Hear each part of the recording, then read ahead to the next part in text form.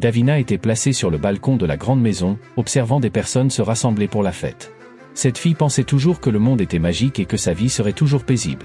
Ses parents la tirèrent de ses pensées, et elle tourna la tête à contre-cœur. Son père et sa mère étaient très riches, et Davina ne s'était jamais demandé d'où venait toute cette richesse. Elle adorait tout simplement ses parents, qui la choyaient constamment et ne lui refusaient jamais rien. De plus, la jeune fille ne s'était jamais demandé qui ils étaient réellement, jusqu'à ce qu'un jour, il soit trop tard. De manière inattendue, un incendie éclata dans la maison et se propagea si fortement que les gens eurent à peine le temps de sortir de la maison ce soir-là.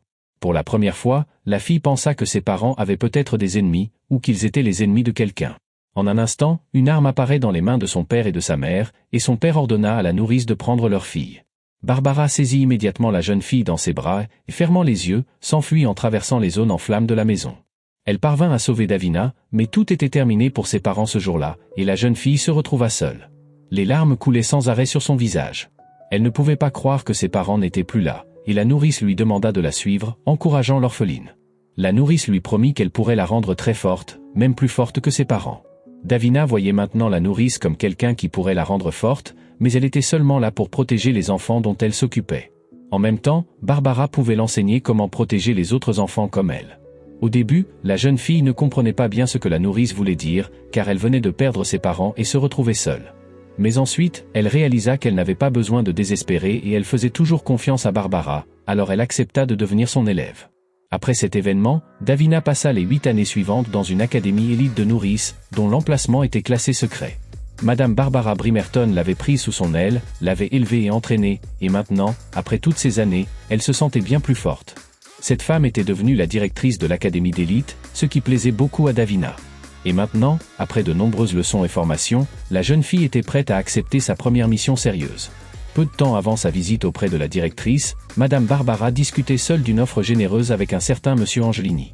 La directrice lui promit qu'avec un tel salaire, elle serait en mesure de fournir les meilleurs employés avec de nombreuses années d'expérience, mais cette personne avait besoin d'un travailleur particulier qui n'avait encore jamais travaillé pour personne. Barbara sortit une liste d'employés en attente de leur première mission et la présenta au client. Monsieur Angelini se demanda si toutes les personnes dont les noms figuraient sur la liste étaient compétentes. Puis, la directrice garantit que tous leurs diplômés maîtrisaient toutes les compétences de base.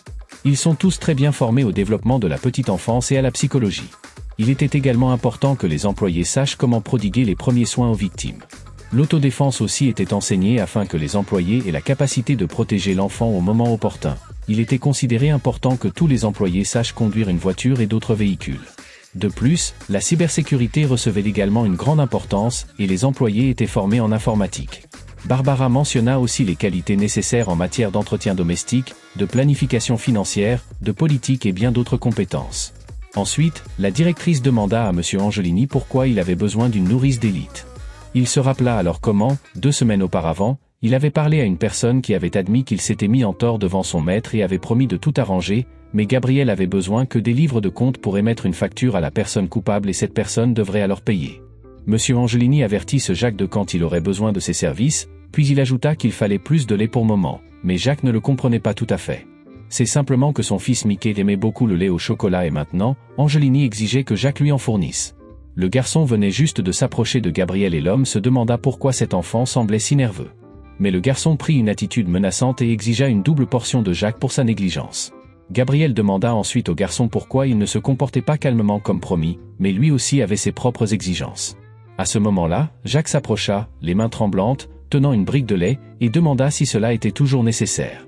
Gabriel répondit de manière négative et Mickey confirma sa commande en tendant la main pour prendre le paquet. Monsieur Gabriel attrapa son fils, le jeta sur son épaule et s'apprêtait à partir, tandis que son fils continuait à réclamer du lait. Assis dans son bureau, Gabriel donna une raison particulière car la mère de son fils n'était plus là, et il avait besoin d'une personne pour s'occuper de l'enfant. Barbara le rassura en affirmant que son fils était entre de bonnes mains. Elle demanda ensuite s'il voulait choisir quelqu'un en particulier. Gabriel commença à regarder les dossiers des employés, mais ne s'y attarda pas trop longtemps. Très vite, il pointa le CV de Davina qui pour une raison ou une autre lui plut. Tirant le papier, Gabriel exigea que cette fille-là soit celle qui élèverait son fils.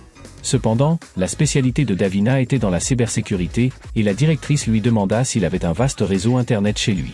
En recevant une réponse négative, Barbara déclara que dans ce cas, elle ne pouvait pas recommander cet employé.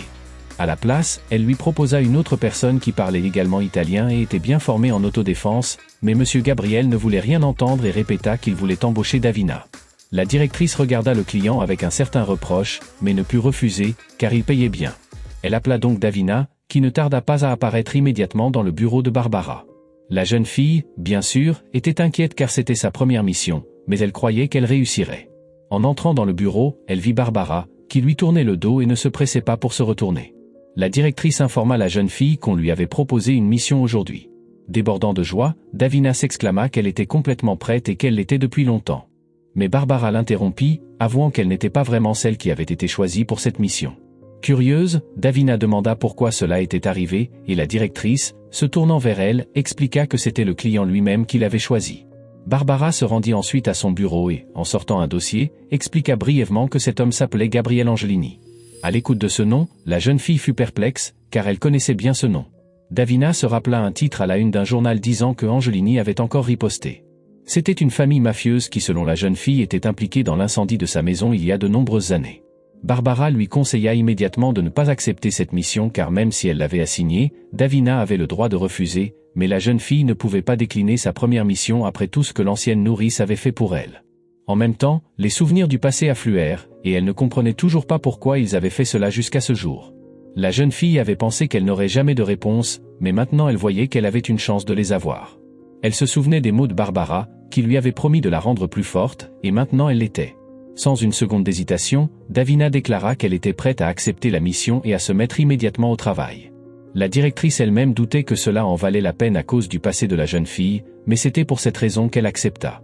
Davina pensait aussi au fait que ce monsieur Gabriel avait un jeune enfant et puisqu'il ne s'agissait que d'un enfant, il avait besoin de protection, et la jeune fille était prête à la lui fournir. En outre, Davina espérait découvrir la vérité sur ce qui s'était passé ce jour tragique. Après cela, Barbara rencontra à nouveau monsieur Gabriel, et la seule chose qui l'intéressait était de savoir si la jeune fille avait signé le contrat ou non. La directrice confirma, et Davina avait déjà réussi à préparer sa valise et était prête à partir avec son employeur. Dès qu'elle apparut à la porte, Barbara décida de lui présenter immédiatement la personne pour laquelle elle travaillerait. Elle prononça son nom en entier tandis qu'il se tenait un peu à l'écart, comme s'il ne souhaitait pas communiquer avec la future nourrice. Cependant, il se retourna quand même et Davina put maintenant voir l'homme avec qui elle allait devoir interagir. Gabriel était jeune et très beau, ce à quoi la jeune fille ne s'attendait pas, et elle en oublia même de le saluer. Monsieur Angelini brisa le silence et demanda à Barbara si la nourrice savait parler. En entendant cette question, la jeune fille pensa qu'il était complètement idiot et continua de scruter son visage. Puis elle parla, lui tendant la main, le salua et se présenta. Elle dit aussi qu'elle était ravie de le rencontrer et de travailler pour lui, et il répondit aimablement. Ensuite, Gabriel demanda à la jeune fille de s'asseoir dans la voiture quand elle serait prête. Pendant qu'il s'éloignait, Barbara en profita pour rappeler brièvement à l'étudiante les tâches qu'elle aurait à accomplir.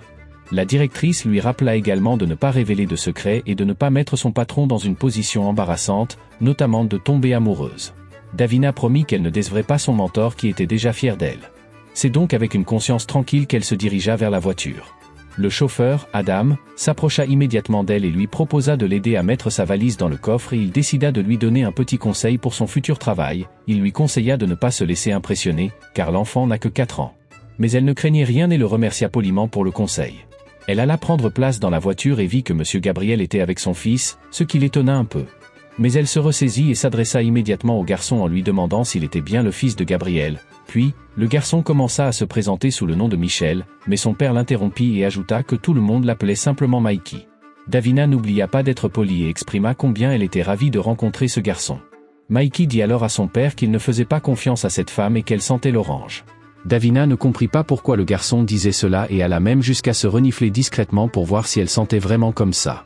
Après cela, Davina demanda à M. Gabriel où il se rendait et le garçon voulut devancer son père et révéla qu'ils allaient dans un grand manoir. Gabriel corrigea un peu les paroles de son fils et expliqua qu'ils avaient récemment déménagé à Lyon. Alors elle sortit son ordinateur portable. On lui dit immédiatement qu'il y avait du Wi-Fi dans la voiture si elle en avait besoin, et elle remarqua qu'il n'y avait même pas de mot de passe. Puis Davina entendit un clic et vit immédiatement que le bouton de la porte de son côté s'était verrouillé. Gabriel expliqua que les portes étaient toujours verrouillées pour des raisons de sécurité.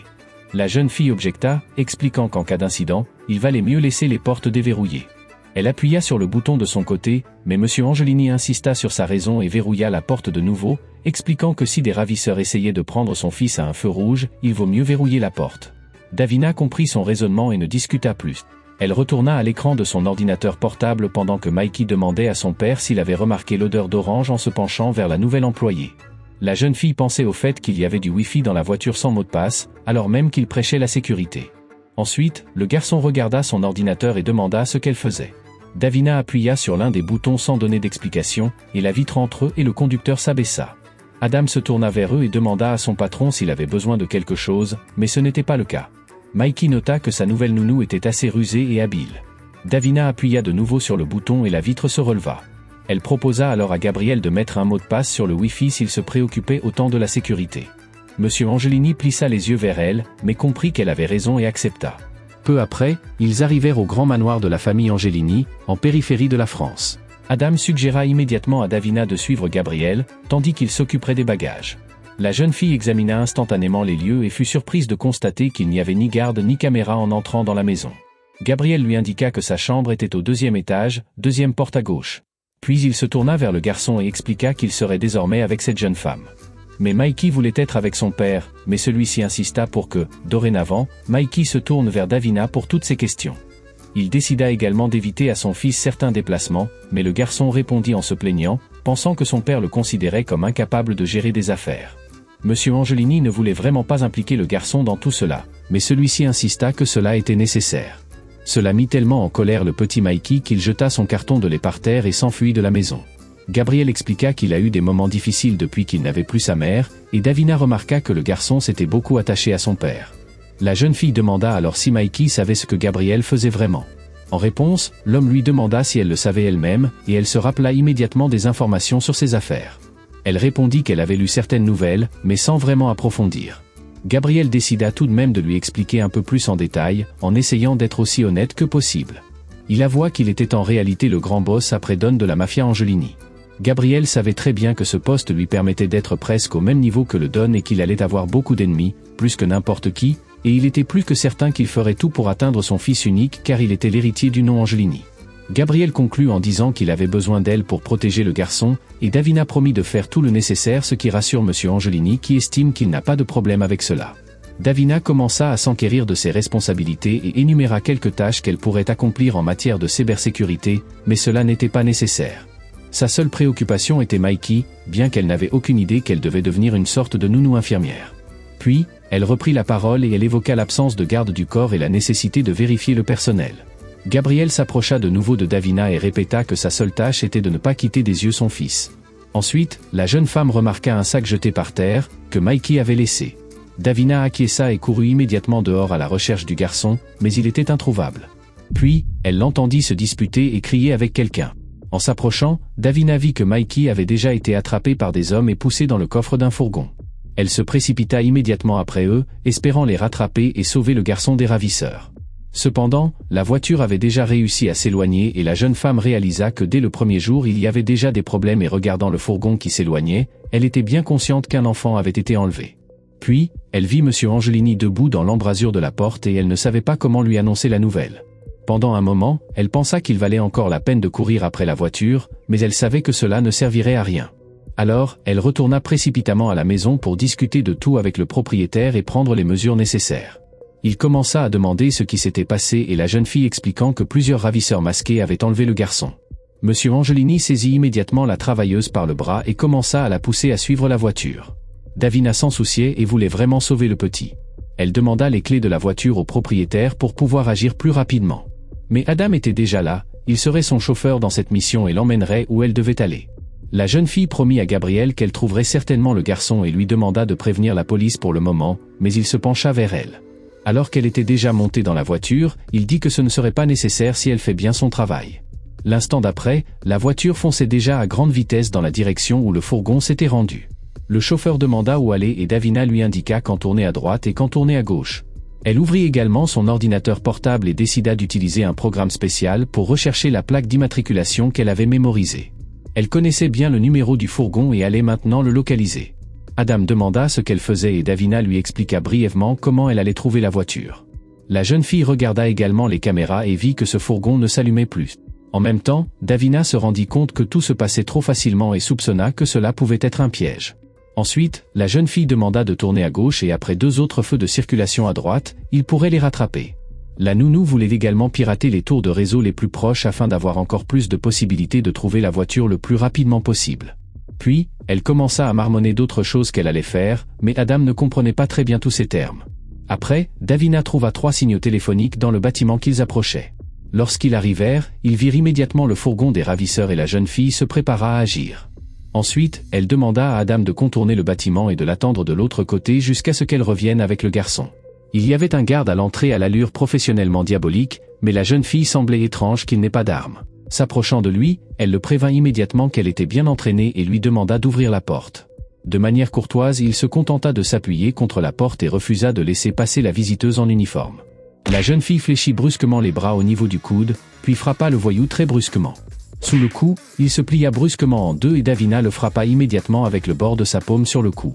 L'homme énorme et musclé était étendu sur le sol, laissant tomber ses lunettes de soleil et incapable de bouger. Puis, Davina entra dans le bâtiment et se retrouva dans la partie où pour une raison quelconque, il n'y avait pas de cuisinier.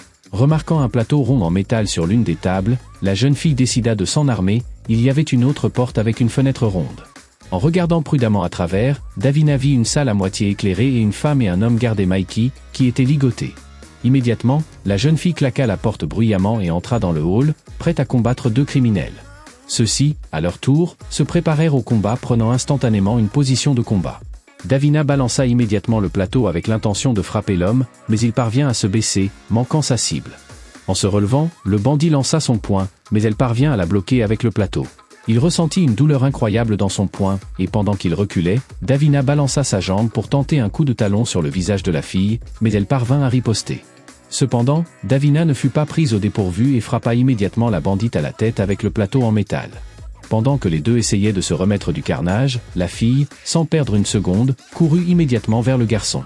Sans même le détacher, elle le mit sur son épaule et se précipita vers le véhicule à l'extérieur. Puis, elle commença à défaire les cordes et à lui demander s'il était blessé et comment il se sentait. En le voyant assis, courbé, elle se souvint de la façon dont elle s'était assise elle-même, effrayée après l'incendie dans sa maison. Davina serra à nouveau le garçon dans ses bras et lui promit que tout allait bien se passer maintenant et qu'il ne devait plus s'inquiéter. Adam toussa légèrement et réalisa qu'il ne se sentait pas très bien, mais il avait encore une tâche à accomplir. À ce moment-là, la fille remarqua qu'il y avait quelque chose qui n'allait pas avec lui et s'inquiéta, mais elle vit alors qu'il n'avait pas de bonne intention. L'instant d'après, elle voit un pistolet pointé sur elle, et Adam lui demanda de sortir de la voiture. Puis, il ajouta que Davina devait s'en aller, laissant l'enfant derrière, et qu'en échange, elle recevrait 2 millions. La fille crut que cet homme était de mèche avec les ravisseurs et qu'il allait maintenant finir ce qu'il avait commencé. Adam expliqua qu'il n'avait rien à voir avec les idiots que Gabriel avait engagés. Davina réalisa alors qu'il s'agissait peut-être d'un test et le chauffeur ajouta que le propriétaire ne perdrait pas de vue le garçon mais il ne pouvait pas manquer une telle opportunité.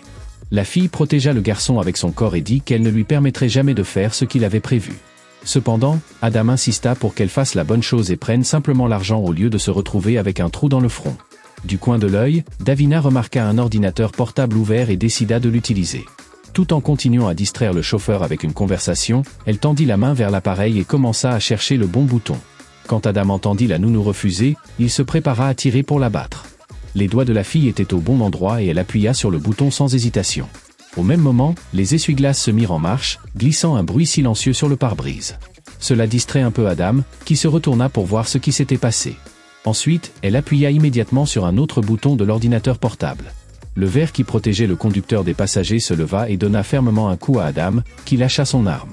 À ce moment-là, la fille saisit le garçon et poussa la portière de la voiture de son côté, tomba sur le dos, de sorte que Mickey était par-dessus ne soit pas blessé, puis se leva rapidement. Avec l'enfant dans ses bras, elle se précipita à courir jusqu'à ce qu'Adam soit libéré du piège. En chemin, elle n'arrêtait pas de calmer le garçon, lui disant qu'il serait bientôt à la maison et qu'il était très courageux.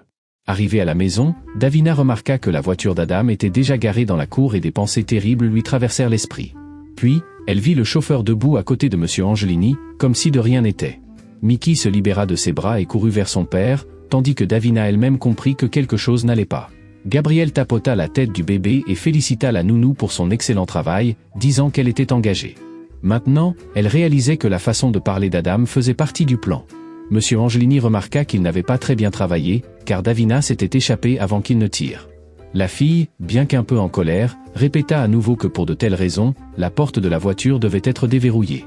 Gabrielle fut d'accord avec elle, et Mickey commença même à la féliciter. Davina réalisa qu'il avait impliqué son fils dans tout cela.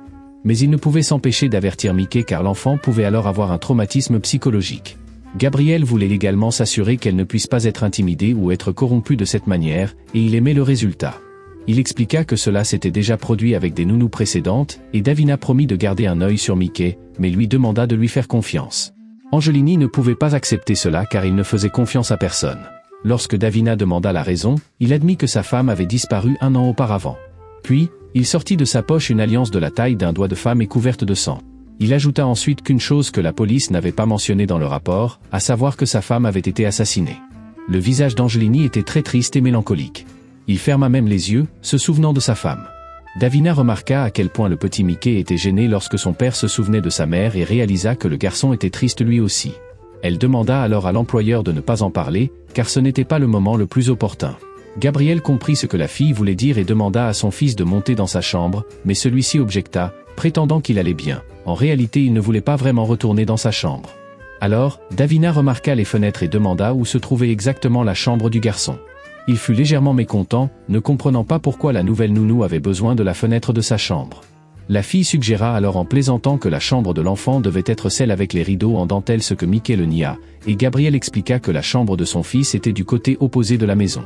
Alors, Davina décida que c'était celle avec les pots de fleurs, mais le garçon protesta à nouveau avec colère. Puis, il saisit la nounou par le bras et l'entraîna avec lui, avec l'intention de lui montrer à quoi ressemblait vraiment sa chambre. Et avant que la fille n'ait le temps de partir, Gabrielle lui indiqua de venir dans son bureau dans 10 minutes. Après cela, elle partit à la poursuite du garçon et son père ne les regarda que s'éloigner. Adam, qui se tenait à proximité, dit qu'il aimait bien cette fille et conseilla au propriétaire de ne pas l'effrayer. Mais Gabrielle croyait que si Davina pouvait être effrayée, alors elle n'avait définitivement pas sa place ici. Le chauffeur s'approcha alors du patron et lui demanda si elle sentait vraiment l'orange. En chemin, Mickey pensait que la nounou essayait de le piéger, mais elle voulait vraiment juste jeter un coup d'œil à sa chambre. Davina expliqua au garçon que d'après ce qu'elle y verrait, elle pourrait se faire une opinion sur lui. Cela surprit un peu Mickey, car personne ne lui avait jamais dit cela auparavant. La fille était vraiment inquiète parce qu'il avait trop bien géré ce kidnapping. Elle était également contente que cela ne l'affecte pas trop. Pendant ce temps, ils arrivèrent dans la chambre et le garçon dit qu'elle n'était pas nettoyée depuis qu'ils avaient récemment déménagé. Puis, Mickey précisa qu'il s'agissait de choses d'enfant. Néanmoins, elle demanda au garçon de ne pas lui montrer s'il ne le voulait pas, mais pour lui ce n'était juste qu'une pièce. L'instant d'après, ils étaient déjà dans une pièce assez spacieuse où un vrai désordre régnait. Un grand nombre de bouteilles de lait au chocolat vide attirèrent l'attention de la fille. Ensuite, elle remarqua que Mickey avait beaucoup de costumes presque identiques. Dans un autre coin, il y avait un coin de créativité qui permettait à l'enfant de gérer ses activités. Davina pensa immédiatement que le garçon devait consommer moins de sucre et diversifier sa garde-robe. Alors que la nounou ne regardait pas, Mickey se dépêcha de cacher certains jouets sous les oreillers, se sentant un peu mal à l'aise. Il expliqua également la présence de boîtes vides par le fait que la femme de ménage ne l'aimait pas beaucoup. La fille sourit à nouveau, ne comprenant pas comment cela pouvait être possible, car il était si mignon. Elle caressa ses cheveux, mais il la repoussa, puis, immédiatement du regard froid, il lui dit plutôt brusquement qu'il n'avait pas besoin d'une nouvelle mère. Mais Davina comprit que personne ne remplacerait jamais la vraie mère de Mickey. Elle expliqua également au garçon qu'elle pouvait arrêter de s'occuper autant de lui s'il n'aimait pas ça. Il répondit simplement d'un ton mécontent qu'elle devait continuer à faire son travail. Davina essaya de jouer le jeu avec lui à nouveau et accepta son ordre, mais il lui rappela qu'il était temps pour elle d'aller voir son père. La fille réalisa que le bon moment était vraiment arrivé et se rendit immédiatement au bureau du patron. En chemin, la nounou pensa que cet enfant était trop têtu, mais en même temps, on pouvait le comprendre. Elle se tenait devant la porte et frappa prudemment. Gabrielle l'invita à entrer et Davina détermina immédiatement que cet homme n'avait pas l'air aussi terrible qu'il l'avait paru en tant que second du don. Immédiatement, la fille rapporta qu'elle avait laissé Mickey dans sa chambre et demanda si c'était bon pour lui. Mais Gabrielle expliqua que s'il était dans la maison, c'était normal, et admit également qu'il avait un peu fait pression sur la nounou un peu plus tôt. Mais la fille disait que ce n'était pas grand-chose, au contraire, elle promit à son patron d'aller au fond des choses, quoi qu'il lui en coûte. Ce que Davina voulait dire, c'est que ceux qui avaient tué Madame Angelini menaçaient maintenant également leur fils. Et elle était prête à protéger le garçon, ainsi qu'à régler tout cela pour que Mickey ne soit plus en danger. Gabrielle confirma que les menaces avaient commencé dès le moment où son oncle, un don de la mafia, avait désigné le garçon comme le prochain chef. En même temps, la fille remarqua que le contrat n'indiquait pas que sa famille était menacée, et elle ajouta également que de telles obligations n'étaient pas incluses dans les termes du contrat signé. En même temps, Davina réalisa que le patron ne lisait pas les petits caractères et décida de s'en servir comme levier. Gabrielle se rappela qu'elle était entraînée à l'autodéfense. Mais la fille objecta qu'elle venait tout juste d'obtenir son diplôme et qu'il aurait dû prendre une nounou plus expérimentée. Monsieur Angelini, à son tour, commença également à résister et affirma qu'il avait engagé exactement la personne dont il avait besoin. La fille ne comprit pas immédiatement ce qu'il voulait dire et demanda une explication plus détaillée. Pendant un moment, elle pensa même que cet homme avait deviné qu'elle était venue chercher des réponses, mais Gabrielle expliqua seulement qu'il n'avait besoin de personne d'autre et demanda quelles étaient les conditions de la nounou pour rester. Après tout, Davina réalisa que cette tâche était beaucoup plus difficile que celle pour laquelle elle s'était inscrite, et il commença à lui proposer des options de compensation. L'homme proposa d'augmenter le paiement, bien que la fille allait lui fournir de nouvelles conditions avant, et pendant qu'elle restait silencieuse, Gabrielle continua à lui offrir diverses incitations, comme une maison à Majorque ou des connexions en politique. Mais Davina considérait tout cela inutile si elle n'y arrivait pas, et elle se demandait également pourquoi il avait besoin d'elle. Et puis, la fille demanda au propriétaire de lui donner un accès total à sa vie et à celle de Mikey. Monsieur Gabriel lui demanda de préciser et la fille ajouta que absolument tout, car cela aiderait à protéger le garçon.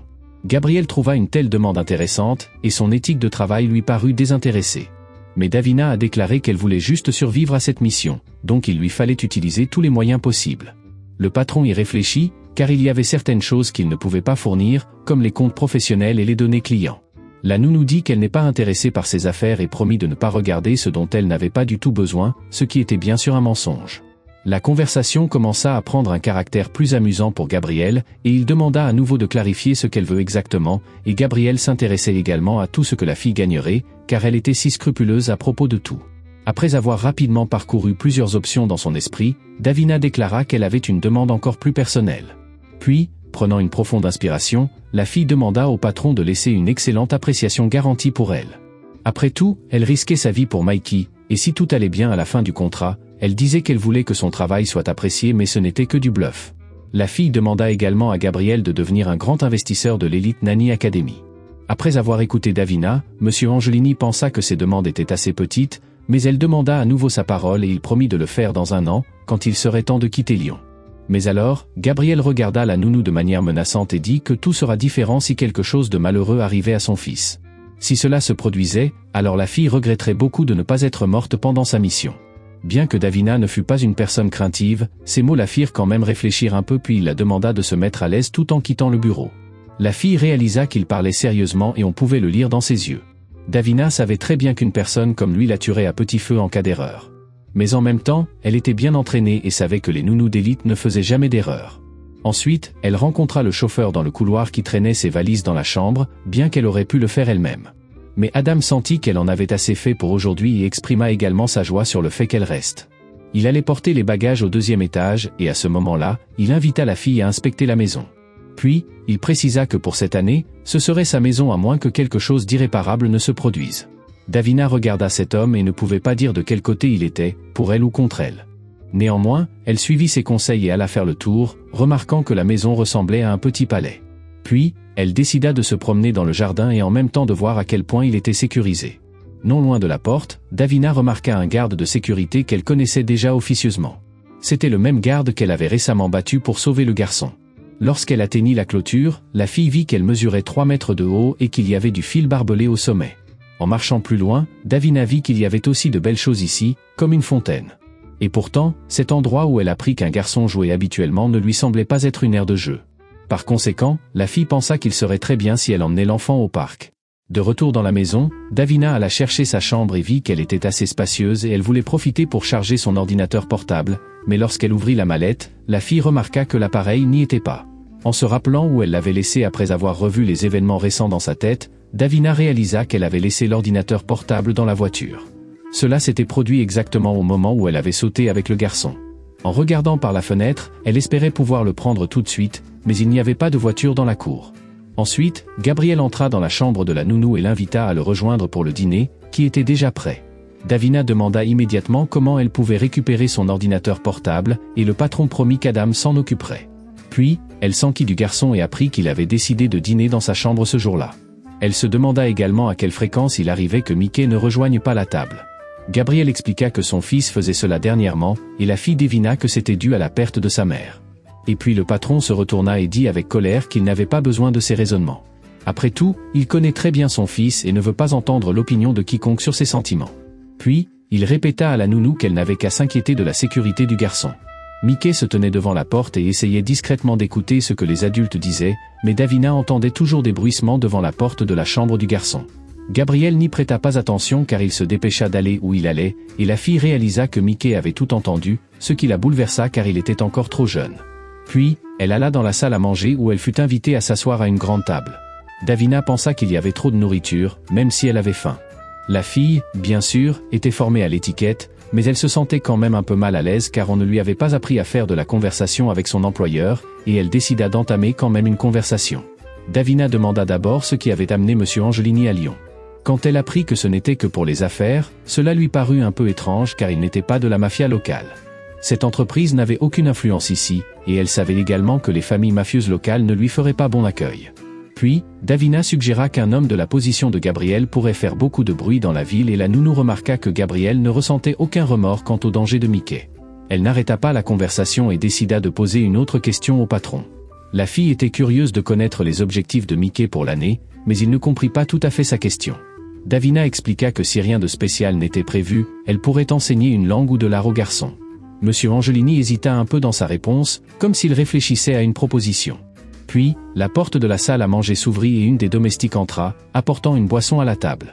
Davina trouva cela un peu étrange et suspect que la domestique soit entrée à ce moment précis. Elle remarqua que les gens dans cette maison sont aussi étranges que la maison car ils étaient invisibles comme des fantômes. Et elle n'avait rencontré que le chauffeur. La fille était également très intéressée par la raison pour laquelle elle était la seule invitée à dîner avec le patron. Puis, Davina commença à demander ce que Mickey faisait toute la journée et apprit que son père l'emmenait habituellement travailler avec lui. Elle ne pensait pas que c'était bon pour l'enfant et dit qu'à partir de maintenant, cela ne se reproduirait plus. À ce moment-là, elle remarqua que l'humeur du patron changeait et il serrait même visiblement les poings.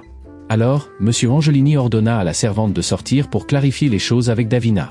Puis, Gabriel se leva de sa chaise et demanda à la nounou de le suivre et se dirigea vers la porte. La fille voulait lui demander autre chose, mais il lui conseilla de ne plus dire un mot pour le moment. Un garde se tenait devant la porte comme d'habitude et M. Angelini lui fit signe de faire quelque chose. Davina passa devant cet homme énorme, pensant qu'on lui avait ordonné de lui faire quelque chose, mais il restait immobile, et Gabriel la saisit par le bras et l'entraîna dans une autre direction. La fille était un peu contente que le patron ne l'ait pas grondé devant les autres, mais d'un autre côté, cela lui semblait trop pour elle. Quand ils s'arrêtèrent, Davina commença immédiatement à s'excuser de s'être permise d'en dire trop mais M. Angelini l'interrompit en disant qu'elle ne devait pas du tout s'excuser, et qu'il était entièrement d'accord avec elle. Puis, il demanda à la fille de faire semblant d'avoir peur, mais elle ne comprenait pas pourquoi c'était nécessaire. M. Angelini répéta sa demande, serrant ses mains fermement, puis Gabriel lui dit qu'il n'avait qu'un seul objectif pour Mickey. Il était sur le point de le dire quand un bruit se fit entendre à proximité et le chef se tut. Un instant plus tard, l'un des gardes apparut devant eux et il bloquait la lumière de la lune avec son énorme corps. Le patron demanda s'il y avait un besoin et découvrit qu'il y avait quelques problèmes dans le 3e arrondissement. Réalisant que leur conversation n'était pas terminée, Gabriel invita la fille à en parler plus tard.